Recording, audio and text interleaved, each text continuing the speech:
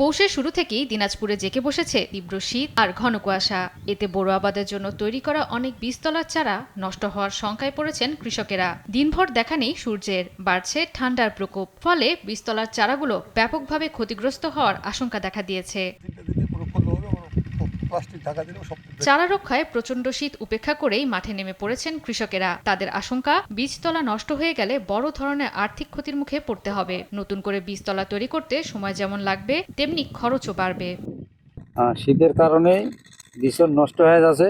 শীতের কারণে ওষুধ দিতে হবে, ওষুধ দিয়ে ঠিক করবো, কিন্তু না হলে তো আবার নতুন করে ফেলবো আবার ভীষণ। এই ধানটা লাগাতে গেলে একটু গোছা গেলেও হবে, কিন্তু একটু খরচ বাড়িয়ে দেবে। সার প্রয়োগটা তখন সার প্রয়োগ করতে হবে। দেখা যায় ওষুধ দেওয়ার পরেও মনে করেন জিনিসটা আপনাদের কাজে আসতেছে না, তাহলে কিন্তু এদের খরচ হচ্ছে অনেক বেশি।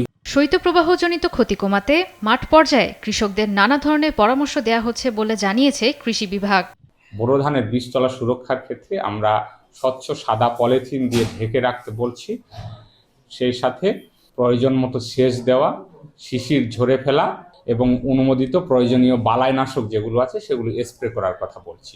চলমান শৈত্যপ্রবাহ অব্যাহত থাকলে বোরো আবাদ নিয়ে দুশ্চিন্তা আরও বাড়বে বলে মনে করছেন কৃষকেরা।